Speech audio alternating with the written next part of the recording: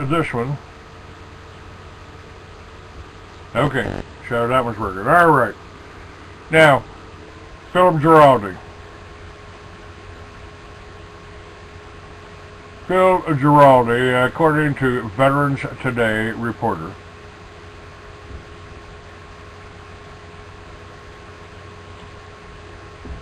and this information, we're talking about over 125 investigations into Israeli espionage in America. Stopped due to political pressure. FBI counterintelligence officer John Cole. That's his quote.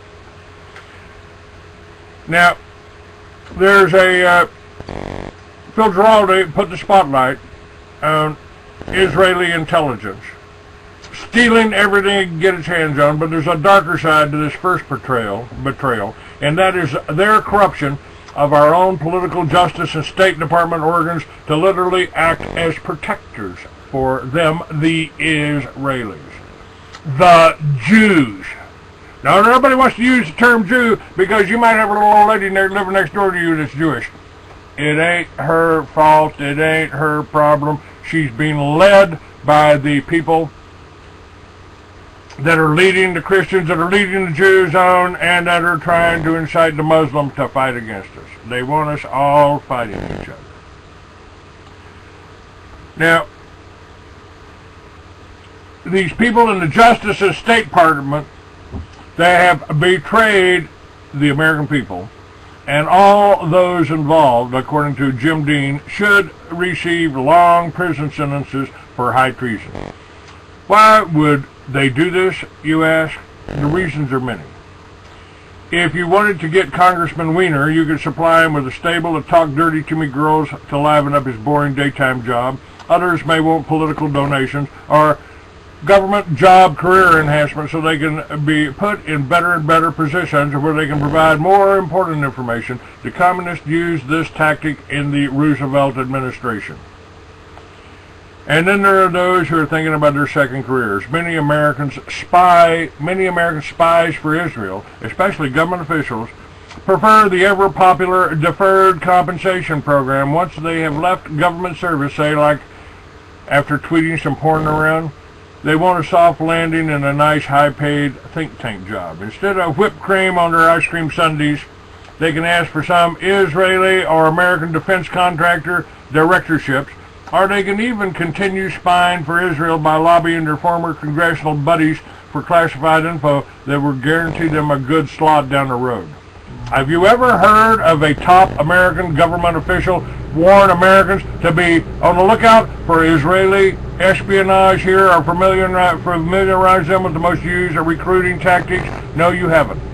They are not allowed to do that, thus making a mockery of their oaths of office. It is a great tragedy and irony that Anthony Weiner's congressional career will soon be over when the safest crime in America these days is spying for Israel, especially if you're in the Congress, penthouse, or the White House. Our sources tell us that FBI counterintelligence agents are ordered not to open espionage investigation cases on high government officials because they simply will not prosecute them. The Israelis are ahead of the curve. They were smart enough to know that there would be loyal American government security people would attempt from time to time to break up some of these top penetration networks. They made sure that these investigations go nowhere. That's right, folks. Foreign terrorists don't have the juice to block their prosecution, but an enemy force right here called Israel that we financially subsidize does. And still, they demand our own people on the public payroll assist them. I think the word they use of it is chutzpah.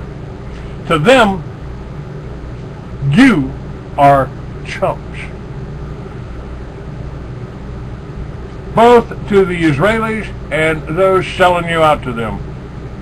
Brother Giraldi will fill you in on more of the details. After his long CIA career, he's never been tagged as a communist, as a conspiracy theorist, and he's well respected in the intel community.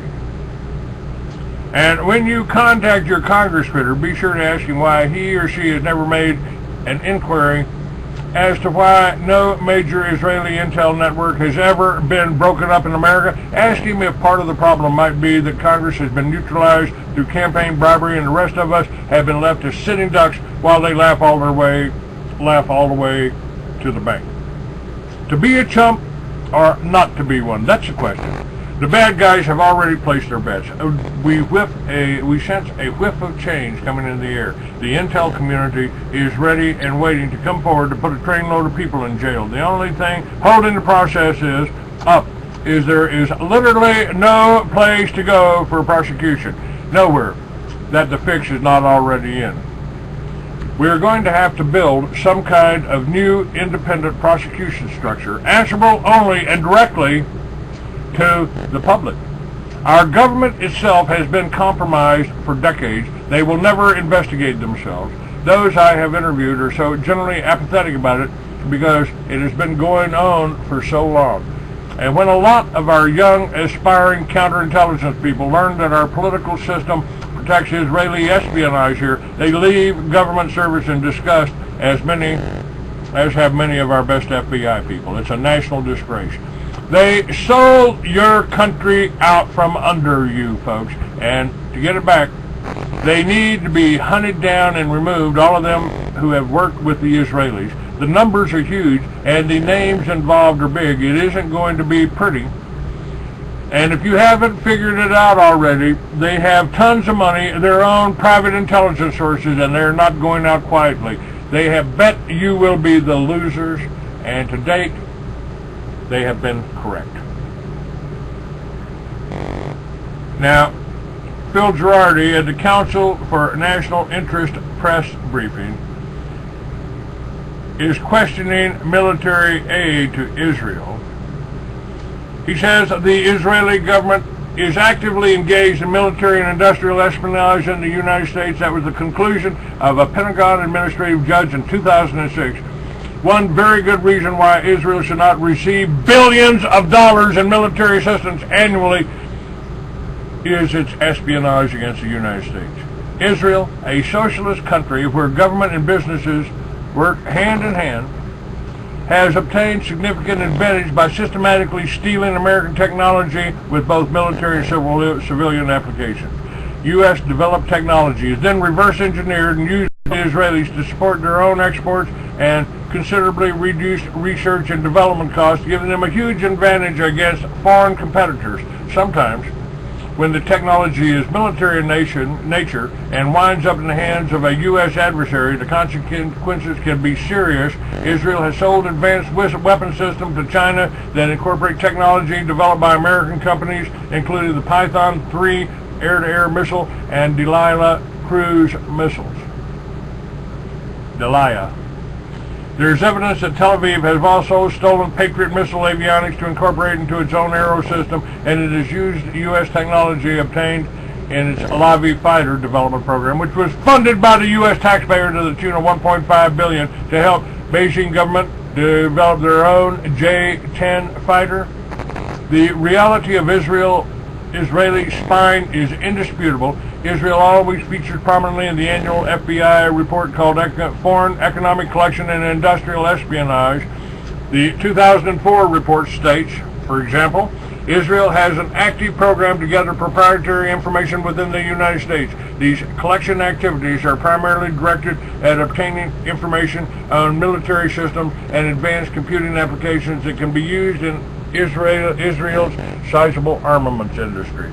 It adds that Israel recruits spies, uses electronic methods, carries out computer intrusion to gain the information. The 2005 report concluded that the thefts eroded U.S. military advantage, enabling powers that obtain expensive technologies enabling foreign powers to obtain expensive technologies that has taken years to develop. The 1966 Defense Intelligence Service report notes that Israel has great success stealing technology by exploiting the numerous co-production projects it has with the Pentagon. Placing Israeli nationals in key industries is a technique used with great success, called dual citizen, folks. A General Accounting Office, GAO, examination of espionage directed against American defense and the security industries, also undertaken in 1996, describes how Israeli citizens residing in the U.S. had stolen sensitive technology to manufacture artillery gun tubes, obtain classified plans for reconnaissance system, and pass sensitive aerospace designs to unauthorized users. An Israeli company was caught monitoring the Department of Defense telecommunication system to obtain classified information, while other Israeli entities targeted avionics, missile telemetry, aircraft communications software system, and advanced materials and coatings used in missile reentry. The GAO concluded that Israel conducts the most aggressive espionage operation against the United States of any U.S. ally, and in 2006 a Pentagon administrative judge overruled an appeal by an Israeli who had been denied a security clearance, stating the Israeli government is actively engaged in military and industrial espionage in the United States. An Israeli working in the U.S. who has access to proprietary information is likely to be a target of such espionage. More recently, FBI counterintelligence officer John Cole has reported how many cases of Israeli espionage are dropped under orders from the Justice Department. Eric Holder. He provides a conservative estimate of 125 worthwhile investigations into Israeli espionage involving both American citizens and Israelis that were stopped due to political pressure from above. In my book, Mystery Babylon, Colonel Edward P. Cotolo will tell you that George Bush was covering for the Mossad when they were running the drugs into Mena, Arkansas. Two stories have been reported in the Israeli media that are strangely absent from the news on this side of the Atlantic. They demonstrate exactly what's going on or what is at stake. The first report confirmed Tel Aviv's efforts to obtain U.S. technology are ongoing. Stuart David Nozet, a U.S. government scientist who was arrested in October 2009 FBI sting operation after offering to spy for Israel, has been waiting in jail to go to trial on espionage charges. New documents in the case were presented in the federal court in Washington last year. The documents confirmed Nozet was a paid consultant for Israeli aerospace industry, and it is believed he passed some classified material in return for an estimated $225,000 in consulting.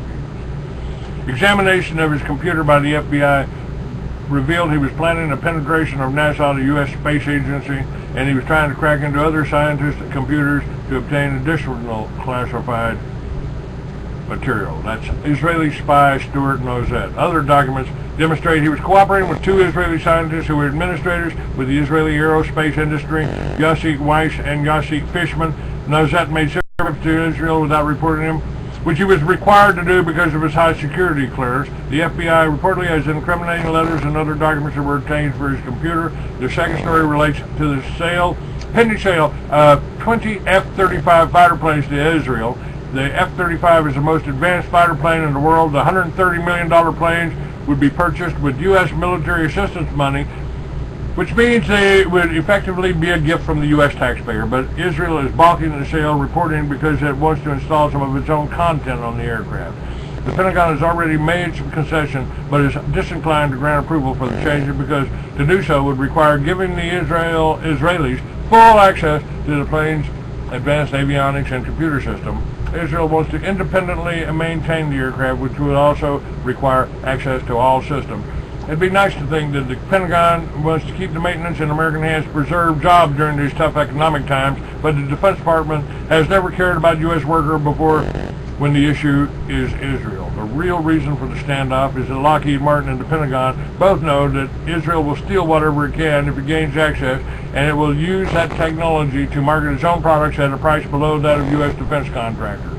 The result would be a triple whammy for Uncle Sam. The expensive planes are given to Israel free, the technology is then stolen, future sales vanish as our Israeli friends market their own knockoff versions of weapon systems relying on stolen technology.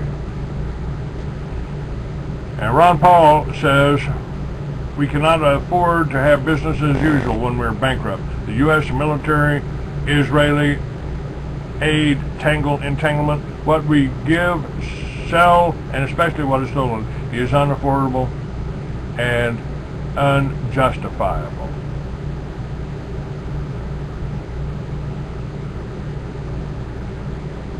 Okay. Well, we're featured here, folks. This is what we're talking about. And by the way, all of this is documented. All of this is documented in my book, Mystery Babylon. 2,000 years of history in the Bible, in here, explained. The eighth beast, the mark of the beast system. We're talking about the banksters here. The Bible's talking about the banksters. 2,000 years ago, it told you about, Jesus warned you about the Jews who say they are Jews but are not. And this was written. This is written by what Homeland Security considers to be a danger to you, Eli James. He was on my show yesterday. Eli James is the Christian Identity pastor. Christian Identity has been lumped in there with a militia as a danger.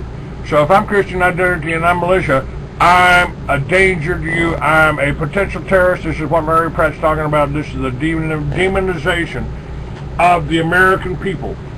And in this book, you'll read the Operation Watchtower with Colonel Catolo showing that George Bush covered for the Mossad. The Mossad were bringing in the drugs. The CIA and the Mossad were cooperating to bring in the drugs into this country. Operation Watchtower, right here in Mystery Babylon.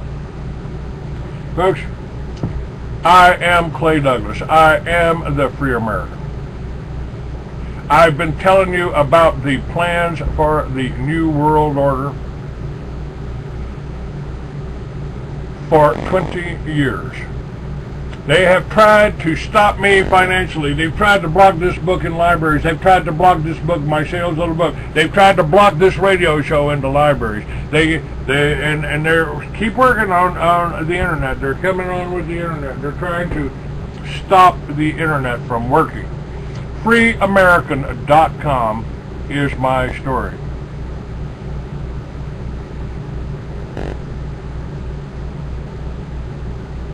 What has happened to me, I've always told you that I am the canary in the coal mine. I can't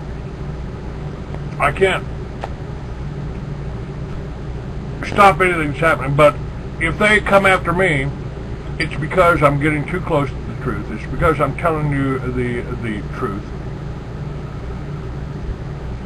And therefore, I'm a danger. I'm a danger.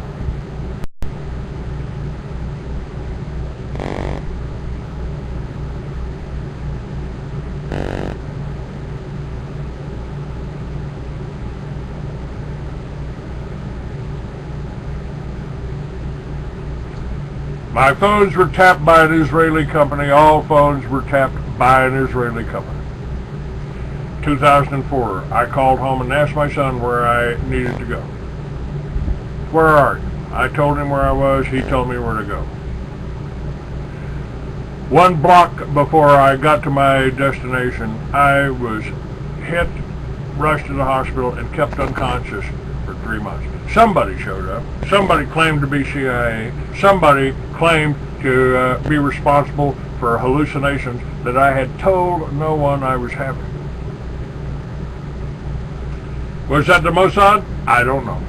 Was it the CIA? They said they were CIA. I don't know.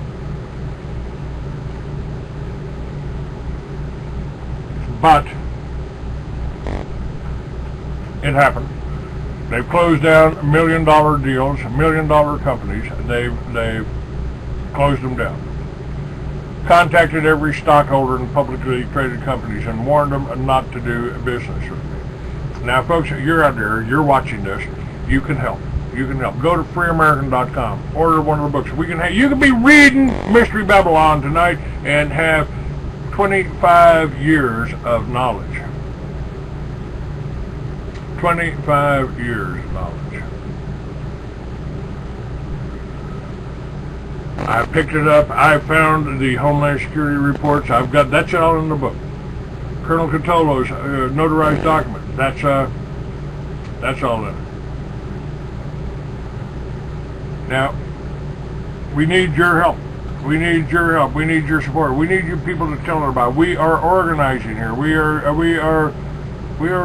getting getting people together. You can work together, folks. The Liberty Village. The Liberty Village is appropriate. It's a way to it's a way to get back on top. It's a way to take care of everybody. It's a way to be self-sufficient. It's a way to do this.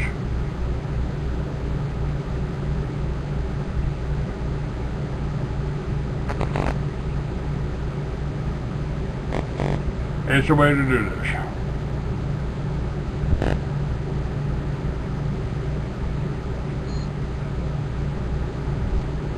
There we go. I don't know what happened to my bouncers, but they're back. Take these assholes out. Rifle 2. We'll just take Rifle out too. To hell with them. Alright. What do we got here? We got 58 seconds, remember. The address is freeamerican.com. You want to know the answer? See libertyvillages.org. All of it's linked on my website. Free American. Make a donation. Order a book. Order a film. See the true face of FEMA. We filmed the first Homeland Security meetings, and they tell you what they're planning on doing to you. They tell you what they are planning. Come right out. In case of a single outbreak of smallpox or an earthquake on the New Madrid fault line, we'll need 400,000 well-armed, well-trained, organized, disciplined troops to control the American people, because some of them just won't follow orders. I filmed that over 10 years ago. I told you what they were doing. I'm still telling you what they're doing. I'm the Free American. I'm Clay Douglas. God bless you.